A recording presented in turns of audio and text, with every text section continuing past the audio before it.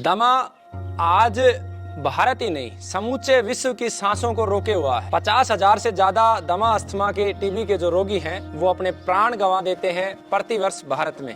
जितने भी रोगियों को ये विधि दी है आज तक एक भी रोगी वापस आके हमें ये नहीं कहा कि वो ठीक नहीं हुआ है। दवा को मैं बनाने की विधि भी आपको बताता हूँ। इसमें मूल रूप से 3 जड़ी बूटियां हैं।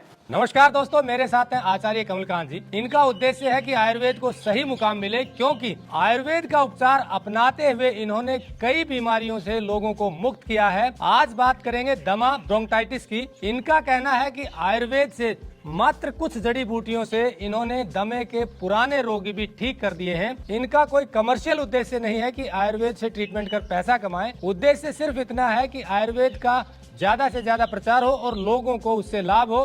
तो चलिए आज इन्हीं से जानते हैं कि दमा जो है, जो इनहेलर लेना पड़ता है या कई बार एलोपैथी की दवाइयाँ लंबी चलती हैं फिर भी आराम नहीं मिलता, उसमें कैसे सिंपल सी जड़ी बूटियां हमारी देसी काम करती हैं। पूरा तरीका भी बताएंगे, आप घर पर भी ले सकते हैं। तो चलिए शुरू करते हैं। टेक्निकल फार्मिंग चैनल को सब्सक्राइब करें और बेल आइकन भी दबाएं ताकि आगे आने वाले वीडियो की नोटिफिकेशन आपको मिलती रहे। दमा आज भारत ही नहीं समूचे विश्व की सांसों को रोके हुआ है। 50,000 से ज्यादा दमा अस्थमा के टीबी के जो रोगी हैं वो अपने प्राण गंवा देते हैं प्रतिवर्ष भारत में। आज मैं जो ये विधि बताने जा रहा हूँ, ये विधि श्रीमान गोकुल जी के द्वारा मुझे बताई गई और इस विधि के माध्यम से ऐसे ऐसे दमा अस्थमा के रोगी ठीक हुए हैं जो 30-30 वर्षों से इनहेलर का प्रयोग कर रहे थे और पूरे भारत के कोने कोने पे एलोपैथी और आयुर्वेद की दवा प्रयोग कर चुके थे। वो रोगी भी इस विधि से ठीक हुए हैं। जितने भी रोगियों को ये विधि दी है आज तक एक भी रोगी वापस आके हमें ये नहीं कहा कि वो ठीक नहीं हुआ है। और ये बहुत ही साधारण जड़ी बूटियों के माध्यम से इसे तैयार किया जा सकता है। तो इसमें 3 क्रम में हम बात करेंगे दमा अस्थमा की। पहले क्रम में परहेज, दूसरे क्रम में औषधियां और तीसरे क्रम में दिनचर्या। तो परहेज की जहां तक बात है तो जो सबसे अधिक परहेज आपको करना है मीठे का। इसमें मीठा बिल्कुल भी आपको प्रयोग नहीं करना है, खट्टी चीजें आपको प्रयोग नहीं करनी है और बहुत ज्यादा ठंडी चीजें भी आपको प्रयोग नहीं करनी है। ये 3 परहेज करने हैं। दूसरा दवा की, दवा को मैं बनाने की विधि भी आपको बताता हूं। इसमें मूल रूप से 3 जड़ी बूटियां हैं। पहली जड़ी बूटी जिसे आज हरियाणा या राजस्थान में किसी भी काम का नहीं समझा जाता वो है आंख। आंकड़ा भी कहते हैं और इसका दूध अगर आंख में चला जाए तो रोशनी भी चला जाती है। लेकिन आपको आंकड़े की जड़ लेनी है, ये पहचान के लिए मैंने दिखाया है। इस प्रकार की आपको जड़ लेनी है और जड़ लेने के बाद आपको जड़ के ऊपर ये जो छिलका होता है ये छिलका प्रयोग करना है। जड़ लेके और ये छिलका अलग से आपको उतार लेना है। इस तरीके से इस छिलके को उतार के आपको सुखा लेना है और जितना वजन इस छिलके का हो उतनी ही समान मात्रा में आपको अजवाइन लेनी है। अजवाइन दोनों को मिश्रित पाउडर बनाना है और स्वाद अनुसार इसमें सेंधा नमक मिलाना है। स्वाद के अनुसार जितना टेस्ट है, मात्रा का निर्धारण नहीं है, लेकिन ऐसा भी नहीं करना है कि स्वाद के लिए आप नमक की मात्रा बहुत ज्यादा बढ़ा लें। अब इन तीनों मिश्रणों को आपको एक चुटकी यानी कि ऐसे एक चुटकी आपको गुनगुने पानी के साथ सुबह लेनी है और एक ही चुटकी शाम को 5 बजे, यानी कि 5 बजे लगभग खाना खाने के 3-4 घंटे के बाद हो गया, 2 बार आपको लेनी है। इसमें जो विशेष बात है, ज्यादा क्या इस्तेमाल करना है, ज्यादा से ज्यादा आपको देसी गौ माता का घी खाना है। देसी गौ माता का दूध ज्यादा से ज्यादा इस्तेमाल करना है और अगर खट्टी ना हो तो देसी गौ माता की लस्सी आपको प्रयोग करनी है।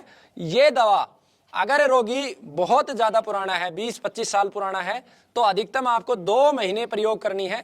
अगर रोगी नया है तो 1 माह ही आपको प्रयोग करनी है। और आसानी से आपके जो इनहेलर है, इस दवा के माध्यम से ऐसे ऐसे भी रोगी हैं जो 10 वर्षों से इनहेलर ले रहे थे या जो 6 वर्षों से इनहेलर ले रहे थे, वो भी ठीक हुए हैं। दोबारा से रिपीट कर दें और ये दूध के कैसे कैसे मिलाना है और कितनी मात्रा में लेनी है। देखिए, आपको क्या करना है कि आपको आंकड़े की जड़ खोदनी है।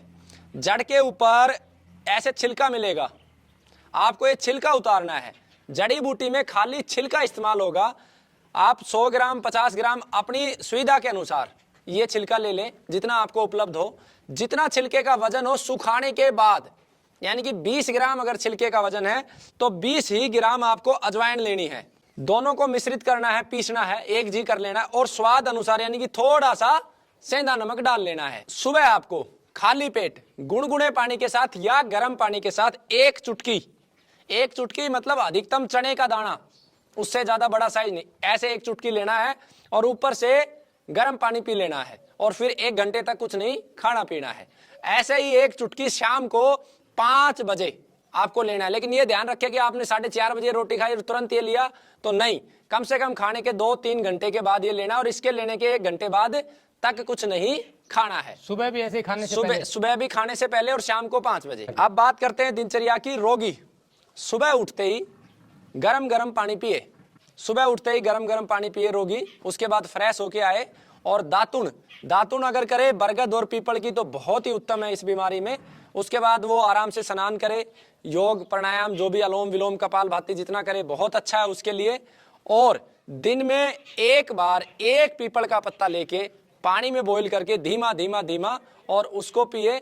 साथ में चाय के स्थान पर वैदिक चाय का इस्तेमाल करें जिसमें मुलेठी हो, दालचीनी हो, इस तरीके की वैदिक चाय बहुत सारी बाजार में उपलब्ध है, उनका इस्तेमाल करें तो रोगी बिल्कुल ठीक हो जाएगा। आपने बताया पीपल के पत्ते वाली बात, एक बार फिर से बताइए। एक पीपल का पत्ता ले, 1 गिलास पानी ले और उसको धीमे धीमे आंच में पकाए, लगभग पानी जब आधा रह जाए उसे छाने और रोगी धीमे धीमे धीमे सिप सिप करके पी ले। कब, दिन में 2 बार या कब? सिर्फ दिन में 1 बार, खाने से पहले या बाद में? खाने के 1 घंटे बाद या खाली पेट, दोनों भी परिस्थितियों में ले सकता है। तो आचार्य जी आप जो दवाई बता रहे हैं क्या इसके लेने मात्र से आदमी ठीक हो जाता है, दमा का रोगी? 100%। आज तक जितने भी रोगियों को हमने दवा बताई है सभी रोगी ठीक हुए हैं और बहुत ही जबरदस्त परिणाम है। 10-10 वर्षों से जिनको लगातार इनहेलर प्रयोग कर रहे थे उनका भी ठीक हुआ है। उदाहरण के लिए ये प्रदीप सिंह पानीपत से हैं, ये लगातार 10 वर्षों से इनहेलर का प्रयोग कर रहे थे तो इनका बिल्कुल ठीक हुआ है। ये देखिए इनके पास डेटा रहता है, जैसे हमने पहले भी एक वीडियो दिखाया उसमें कैंसर के ट्रीटमेंट की बात की थी, तो इनके पास फाइल में डेटा है कौन लोग ठीक हुए, पहले क्या स्टेज थी, उसके बाद कैसे हुआ, तो ये सारे फाइल में डेटा फोन नंबर के साथ रहते हैं। ये हम इसलिए दिखा रहे हैं आपको कि हम अक्सर कहते हैं कि रिकॉर्ड होना चाहिए। एलोपैथी में हर चीज़ का रिकॉर्ड होता है कि पहले रिपोर्ट होती है, फिर रिपोर्ट के बाद ठीक होने के बाद या नहीं होता है तो भी सारी चीज़ों की रिपोर्ट होती है। आयुर्वेद में भी अगर रिपोर्ट होगी, डेटा होगा तो ज़्यादा ऑथेंटिक होगा। इसीलिए हम अक्सर जिन भी आयुर्वेदाचार्य से मिलते हैं पहले रिपोर्ट देखते हैं और कहते हैं कि आप भी रिपोर्ट तैयार कीजिए, ऑथेंटिक डेटा, ताकि आप लोग एलोपैथी को या दूसरे लोगों को दिखा सकें कि हाँ ये रिजल्ट आया है। तो बात अब जो दमे की कर रहे हैं आचार्य कमलकांत जी, तो इसकी भी रिपोर्ट है, कुछ लोगों का इन्होंने दमा ठीक किया है। अब एक सवाल और कर लेते हैं कि दमा भी शायद 2-3 तरह का होता है, जैसे किसी को ठंड से इन्फेक्शन एलर्जी हो जाती है, ठंडी चीज़ें खाने से उनको ज़्यादा सांस लेने में दिक्कत होती है, किसी को अप्रैल में जब गेहूं निकलता है तो ज़्यादा दिक्कत हो जाती है, इन्फेक्शन हो जाता है, तो उसमें दोनों में फर्क होता है? ये दोनों में काम करती है ये विधि। हाँ, कुछ लक्षण के आधार पर कुछ औषधियों का चुनाव होता है। जैसे किसी को दमा के साथ साथ कफ बहुत ज्यादा आ रहा है तो उस केस में मुलेठी का प्रयोग करेंगे या अड़ूसा का प्रयोग करेंगे, या फिर कुछ लोगों को ऐसा होता है कि बहुत ज्यादा ऑक्सीजन की डिफिशियंसी होती है, इनहेलर जो है ना कुछ लोगों को दिन में 3-3, 4-4 लेने होते हैं, उस केस में इन मेडिसिन के साथ साथ आप देसी गौ माता का गोमूत्र 30 ml उसमें 4 से 5 तुलसी के पत्ते डाल के हल्की आंच पे बॉईल करके वो देंगे, और पीपल का जो योग मैंने बताया वो दिन में 2 बार कर देंगे तो और अच्छा रिजल्ट आएगा। इसके अंदर निर्भर करता है कि उसको किस प्रकार की अन्य प्रॉब्लम है। जैसे कफ बहुत ज्यादा आता है तो उसमें साथ में हम मुलेठी का प्रयोग करा देंगे। 5 ग्राम मुलेठी शहद के साथ भी चाट सकता है, दिन भर उसको चबा भी सकता है रोगी, या फिर अड़ूसे के पत्ते का काढ़ा दे सकते हैं कफ को बाहर निकालने के लिए।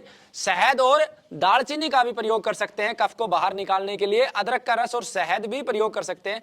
या कुछ रोगियों को इनहेलर की जो डिपेंडेंसी है या शॉर्टेज ऑफ ऑक्सीजन है वो बहुत ज्यादा है, दिन में 2-2, 3-3 बार जो इनहेलर प्रयोग करते हैं, उन रोगियों को हम लगभग गर्मी का सीजन है तो 20 से 30 ml देसी गोमाता के गोमूत्र में 4 से 5 तुलसी के पत्ते डाल के धीमी धीमी आंच में पकाकर वो छान के रोगी को प्रयोग करवाते हैं सुबह और शाम।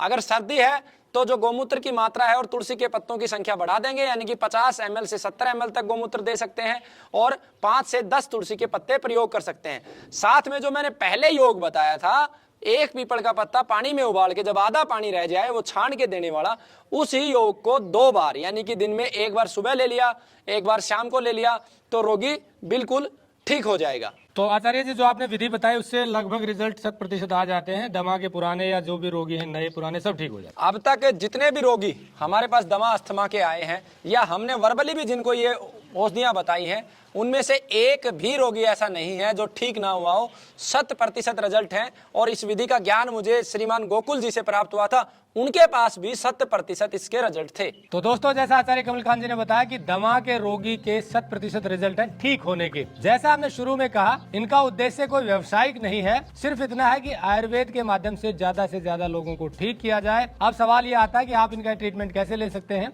ये हरियाणा में महेंद्रगढ़ जिले के पाली गाँव में ये गुरुकुल है। यहाँ पर लोगों का ट्रीटमेंट करते हैं। लेकिन जो लोग दूर हैं, जो आ नहीं सकते हैं, उनको शायद फोन के माध्यम से भी आप ये ट्रीटमेंट बता सकते हैं, क्योंकि मरीज की कंडीशन पर निर्भर करता है कि ट्रीटमेंट का ऊपर नीचे करना, तो वो फोन पर भी लिखवा देंगे, घर पर आप आसानी से तैयार कर सकते हैं। शुल्क इनका कोई बहुत ज्यादा नहीं है, क्योंकि इनका उद्देश्य जैसे बताया कमर्शियल नहीं है, लोगों की सेवा करना है। तो आप बेहद कम शुल्क में घर पर ही दमा के रोग को ठीक कर सकते हैं, बिना यहाँ पर आए। और आसपास के रहने वाले हैं तो आकर ट्रीटमेंट ले सकते हैं। अभी तक ये संडे को रोगी देखते हैं, लेकिन आगे हो सकता है कि और भी दिन को देखें। नंबर हमने दिया हुआ है, आप संपर्क करके पूरी जानकारी ले सकते हैं। आगे भी हम इनके कुछ और वीडियो आपको दिखाएंगे, जिसमें दूसरी बीमारियों का आयुर्वेदिक तरीके से और कई का तो घर पर ही इलाज हो सकता है। जुड़े रहिए टेक्निकल फार्मिंग से। नमस्कार, जय हिंद। अगर आपको यह वीडियो पसंद आया है तो ज्यादा से ज्यादा लाइक और शेयर जरूर करें। साथ ही चैनल को सब्सक्राइब करना ना भूलें।